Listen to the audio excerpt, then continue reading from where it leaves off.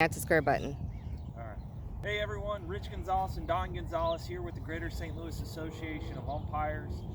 Today we are going over a very basic, brief overview of plate mechanics. So we're going to go over setting up behind the catcher, getting proper head height for seeing pitches coming in, tracking with eye movement, and then we're going to go over taking place at the plate, how to get out from behind the catcher, how to clear the catcher on pass balls, so mostly review for senior umpires, and for brand new umpires, pause the video, replay it as many times as you need. We're going to go kind of quick, try and keep this video as short as possible. Don is my dad, and he's going to be acting as my catcher today, and he's sitting on a bucket, so he's going to be sitting up a little bit higher. So when setting up behind the catcher, you want to be directly behind home plate. Your non-slot foot goes directly behind the middle of the back of your catcher, and your slot foot should be heel to instep, toe to instep on your foot. If you want to come in, Tracy, and get a little bit closer look at that. The instep of your foot should be in direct line with your toe, and then you kick your toe out so it's more comfortable. Your distance should be about an arm length behind the catcher, so that way you have room to work and they have room to work and nobody's bumping into each other. Do not stick your arm out and put your hand on the catcher. This is very important. Catchers don't like that, because whenever you go down and the pitch is low, you have a tendency to push the catcher over, and they don't like that. It affects their ability to block the pitch. So if you need to use your arm as a gauge, make sure you keep off the catcher, and then before the pitch, pull your arm back. And one thing you can do is just practice this at home. You can put a chair in front of you and you can say, okay, I'm going to step in here, and get comfortable with the idea of stepping in, and just make it muscle memory. Look down at your feet, make sure your toe and your instep are lined up. You can see I can do it without looking down. I can come into that same spot every time. Doesn't matter if I bring in my non-slot foot or my slot foot each time. And then the same thing on a left-handed hitter. Just extend that line over a little bit. You're going to do the same thing. Your inside foot or your slot foot comes up on the instep, and then your toe is directly on the other line. And then the same distance away from the catcher as well. Once you have your feet in the correct position, we're going to talk about head height. So whenever you go down and get into your set position, you're locked in. Your hand should either be tucked in or tucked behind, that way it doesn't get hit by the baseball. Your non-hand should be behind your leg, not free floating. So once you're locked in, you should have your head height. The bottom of your chin should be at the top of the catcher's helmet. You should be able to see the outside corner and beyond. So I can see all the way over to that hole in the ground over here where the batter's foot would normally be without interruption. I can see everything. I can watch the catcher receive the pitch and come in. The catcher can move his glove, can set up anywhere they want, and I'm going to stay right here in this slot. Same thing on the right-handed batter. Come in, boom, get set. I'm locked in. My shoulders are square to the pitcher, and I can see everything out in front of me. Now there are two ways to get ready whenever the pitcher's going through their motion. Number one is just going to be I'm down all the time. I'm hands on knees set all the time. Whenever the pitcher comes in, I just simply rotate my hands back behind my legs to get them out of harm's way from the pitch coming in. The second one is as the pitcher is getting ready to deliver the pitch, I'm locked in here, I'm standing, I'm set, got my feet set. As the pitcher begins his motion, I then snap down and lock into place. That's a little bit more advanced mechanic. For newer umpires, I'd like to see you down, hands on knees set all the time. That way your head height's locked and you don't have a tendency to drift with the pitch. Because whenever you go here and you're set and the pitcher starts his motion, you can go here and then I'm set and then I just keep on going. I never actually stop. So as the pitch is coming in, my head's moving. And that's what we want to avoid. Okay, so one of the most common questions that we get is, what do I do whenever the batter is squeezing me? And the catcher has moved inside to try and get that pitch that's inside. So what you do is you adjust up. So if I'm down here and I'm set and I'm looking right at his hands, I can't see the pitcher's mound at all. So I'm going to adjust up. I'm going to come up out of my hands on knees, locked in position. I'm going to come up. I'm going to get a little bit taller by bringing my feet a little bit more narrow. And then as the pitcher comes ready, then I'm going to come back down and get set again. And I'm setting up higher, so I'm looking down over the top of everybody, and I can see everything. Pitch comes in. If I lose sight of the pitch, just keep tracking it and make sure I see the catcher receive the pitch. He will tell you a lot by how he catches the pitch. Anything else on that? That's caused by timing, and seeing the pitch all the way to the glove. That's very, very important. Especially if you can't see the front of the pitch. A lot of times I'll watch just where the catcher catches it, and that will tell me if it's a ball or a strike. Those are the strike zones. The strike zone, as defined by the rule book, is the 18 inches of the plate. So any part of the baseball, so the baseball can be all the way out here. I wish I had a baseball with me.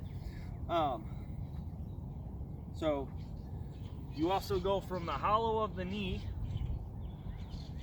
to the midsection, the midpoint of the batter, and that is in the ready to hit position.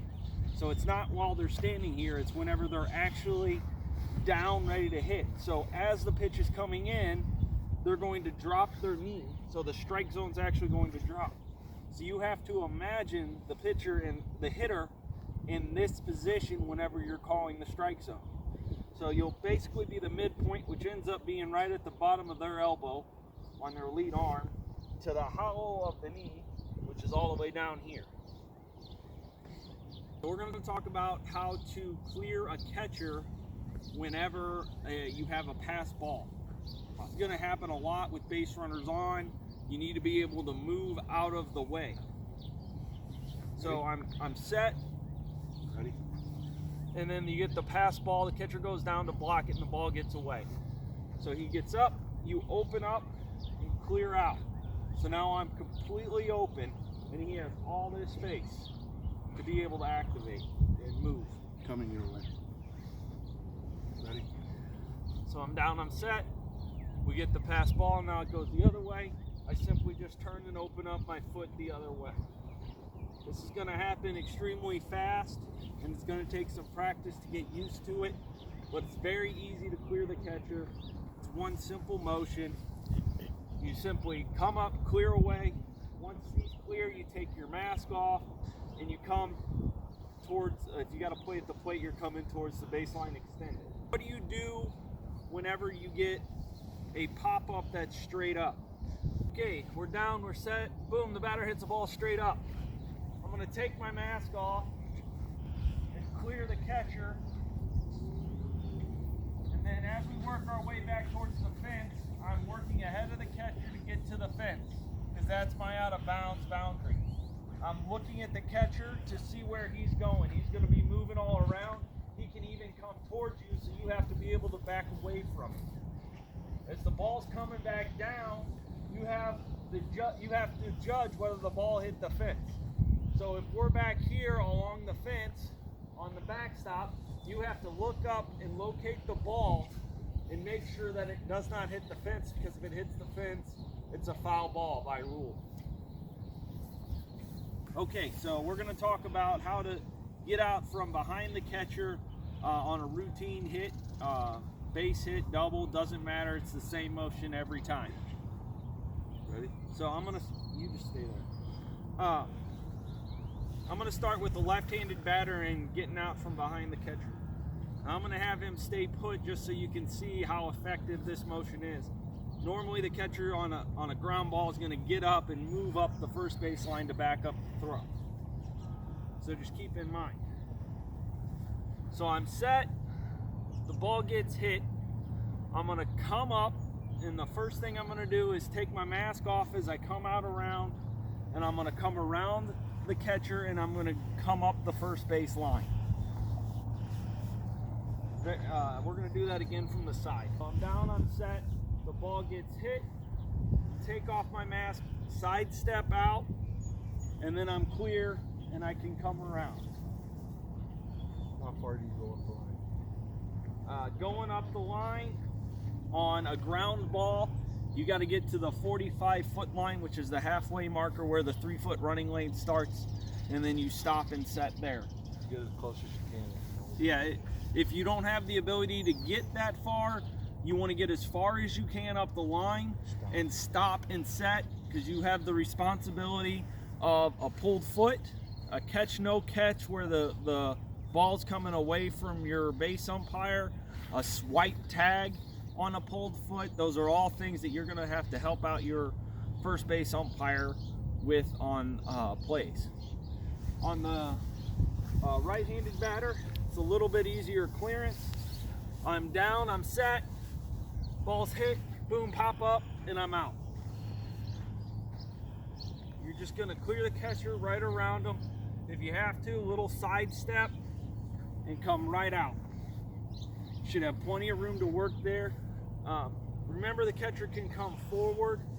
They can just pop up and they're just going to come out here and hang out around here.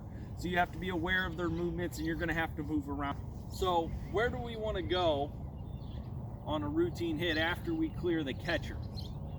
On a ground ball with nobody on, we're running up to the 45-foot line. We're getting stopped and set for the play at first base. On a routine hit to the outfield, single, double, doesn't matter. We're gonna pop out from behind the catcher and we're going to run in the direction of the ball. So we're gonna come out, we're gonna find our spot, and we're gonna stop, and we're gonna set, and we're gonna keep our chest to the ball. We're gonna watch him throw it into the infield, return the ball to the pitcher. Then we're gonna turn around and go back to the plate and get ready for the next pitch. Make sure that you watch the ball all the way back into the pitcher. These are high school players. They will make errors. They will throw the ball over. You don't want to be turning around, running back to the plate whenever the kid overthrows the pitcher by 20 feet, and now you got runner going to second base. Or getting hit in the head. That's always a fun one. Ball down the line and your partner goes out. You have the responsibility of taking the batter runner all the way around. So whether he stops at first base, goes to second, goes to the third, you have the responsibility of getting out to the plate, coming up. Follow me around here, Trace. You're coming out, and you're going to get here. You're going to watch him touch second base. You gotta Go. coming all the way out here. Notice how I got beyond the pitcher's mouth. It is your responsibility. You have to cover that distance on that play, and you should be able to get almost to the cutout at second base for that throw into second base on a double down the line where your partner goes out. What I do when I come out and I'm taking the fly ball in the outfield, I always say catch, out. If it's down, no catch, no catch, no catch. So everybody in the park knows the ball's down, basically the runner, because he's the one that's most important. So when I do that, I always go catch, out, no catch, no catch, and give the safe signal on a no catch. Right? It is a requirement that you give a signal. If a fielder is making a catch below their waist, on the run, so if they're moving while catching the ball, diving, you have to make a catch, no catch call. That way everybody knows what's going on. Routine catch, cane and corn, fly ball, boom. You can just yell catch. No, make sure the batter runner knows the ball's caught, your partner knows the ball's caught, and everybody, okay, we're gonna go back copacetic. With runners on, you need to announce catch or no catch. That way they know, tag up. If the guy drops the ball and you're no catch, all of a sudden everybody's got to run. Everybody needs to know what's going on. We're going to go over plays. Okay, plays at the plate. So, plays at the plate, you're going to have a starting point. which is going to be point of the plate straight back, and you're going to come to about the line where the grass and the dirt meet, so the edge of the dirt circle. You're going to start point of the plate, and the catcher's going to be out front waiting for the ball, and you're going to key off him. So there are two things that we need to have a play, and that is a ball, so the ball coming in from the field, and a runner coming in for a play. We don't have enough people, so we're going to just imagine our ball and runner. So what we're going to do is, let's say from center field, the throw's coming from center field. So on the throw from center field, I'm starting out point of the plate, watching the play develop. I check my runner, make sure he touches third base. Ball's coming in. Okay, runner's coming, throw's coming. I'm going to come around. This is a position we call third base line extended. So if we imagine the line coming down from third base, and we're going to draw a line straight out, extend it. And we're going to be watching for the tag. So catcher's in the line. So in order to be where he's at in the line, he has to have possession of the ball. Otherwise, it's obstruction. I'm going to position myself right off his shoulder. That way I can see daylight.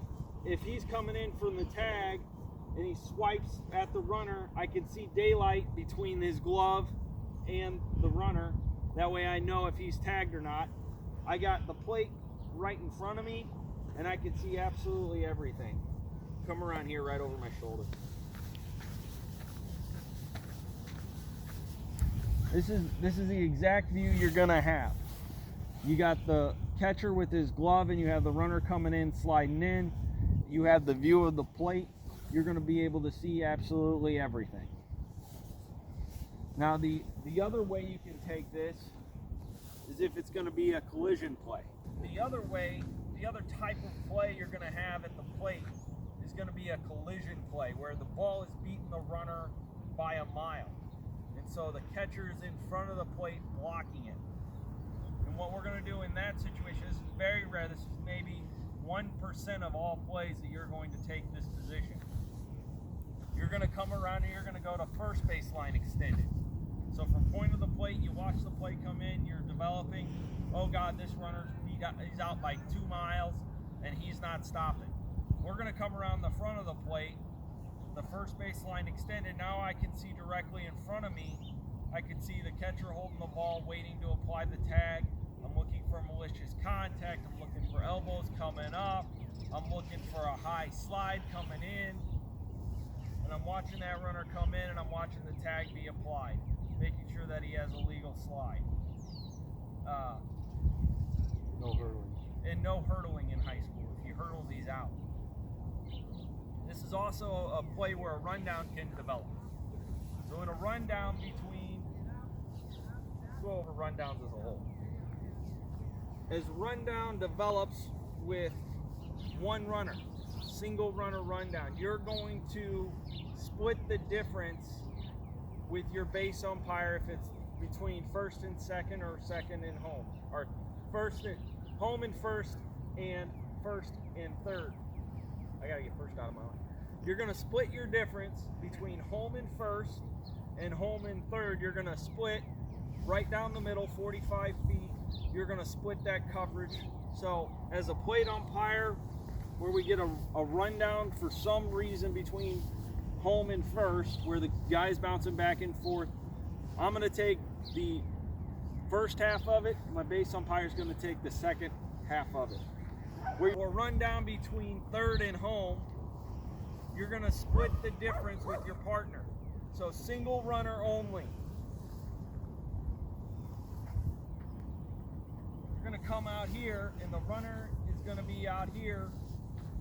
I'm going to be about here to where I have coverage of the play from the last half of the distance. Pops, you want to go out and be base umpire? And your base umpire is going to have the first half. So we're going to communicate with each other. We're going to look. you get a tag. The calling umpire is going to tap their chest, I got it, and then make a signal. You really do not want to have a double call on this. So looking at your partner, making direct eye contact, non-verbal communication, I'm the one making the call, I got the tag, he's out. And you have responsibility for the play at the plate. So if he's coming in, you got to stay ahead of the play, and you're only going to be able to get probably to about here, and this is where you're going to be making your call from on a rundown, because it's going to be a swipe tag. Always stay ahead of the play, don't get out in front of it. 3 foot, how do you judge 3 foot?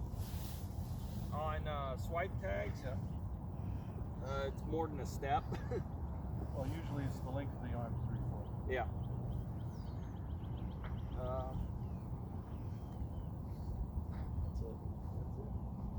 That's it. We're done. Have a good day.